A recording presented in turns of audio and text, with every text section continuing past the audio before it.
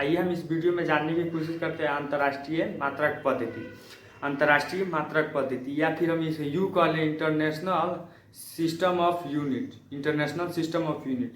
तो इसके अंदर हम पढ़ने वाले हैं मूल मात्रक और पूरक मूल मात्रक। तो मूल मात्रक शुरू में प्रारंभ में इसमें 6 थी। क्या कितने थी? 6 थी। और इसमें एक और यूनिट जो होती है ऐड कर लिया गया। कहने का मतलब ये है कि मूल मात्रक जो थी प्रारंभ में 1960 से लेकर 1971 के बीच में इसमें मूल मात्रक 6 थी। और इसमें 1971 के बाद इसमें एक और मूल मात्रक जुड़ गई, यानी एक और मूल मात्रक को ऐड कर लिया गया जिसे मूल कहते हैं। मूल को 1971 में ऐड किया गया। ये सब चीज़ क्लियर है। आगे हम जानेंगे ये जो मूल मात्रक होती है इसमें भौतिक राशियाँ जो होती है वो 7 है। कितनी है? 7 है। पहला हो गया हमारा लंबाई, दूसरा हो गया द्रव्यमान, तीसरा हो गया समय, चौथा हो गया विद्युत धारा और पांचवा हो गया हमारा ताप और छठा हो गया ज्योति तीव्रता और सातवां हो गया हमारा पदार्थ की मात्रा। पदार्थ की मात्रा ये तो हो गई भौतिक राशि। मूल मात्रक के अंदर ये हो गई हमारी भौतिक राशि। और इसके यूनिट की बात करें तो इसकी यूनिट होगी, लंबाई की यूनिट होगी मीटर, लंबाई की यूनिट होगी मीटर और द्रव्यमान की यूनिट होगी किलोग्राम। अब इनकी सिंबल की बात करें तो मीटर की सिंबल m होती है, किलोग्राम की सिंबल kg होती है और समय की यूनिट होती है सेकेंड होती है जिसकी सिंबल s होती है। आगे हम बात कर ले विद्युत धारा या इलेक्ट्रिक करंट की। इलेक्ट्रिक करंट की जो यूनिट होगी एम्पियर होगी। क्या होगी? एम्पियर। और इसकी सिंबल जो होगी ए होगी। आगे हम बात करें टेम्परेचर यानी ताप की। ताप की यूनिट होगी केल्विन, सेल्सियस नहीं होगी, केल्विन होगी। केल्विन के संकेत जो होगा वह होगा के।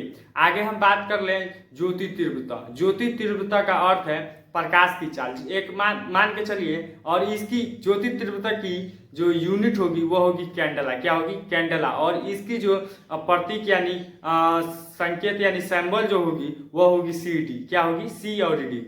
आगे हम बात कर लें पदार्थ की मात्रा। पदार्थ की मात्रा एक भौतिक राशि है और इसकी यूनिट होगी एसआई पद्धति के अंदर इसकी यूनिट जो होगी वह होगी मूल। और इसकी जो सिंबल यानी प्रतीक यानी संकेत जो होगी वो होगी MOL। क्या होगी? MOL। आगे हम बात करेंगे ज्योति तीव्रता की होती क्या है।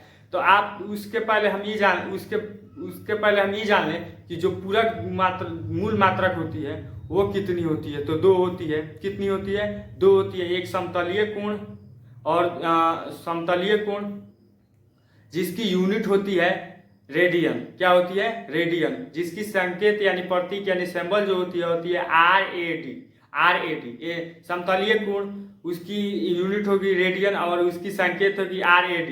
आगे हम बात करें पूरक मूल मात्रक की तो उसमें भौतिक जो राशि होगी वह होगी घन कोण। क्या होगी? घन कोण। घन कोण की यूनिट जो होगी वह होगी एस्टेरेडियन। और इसकी संकेत यानी प्रतीक यानी सिंबल जो होगी वह होगी SR। अब हम बात कर ले ज्योति तीव्रता।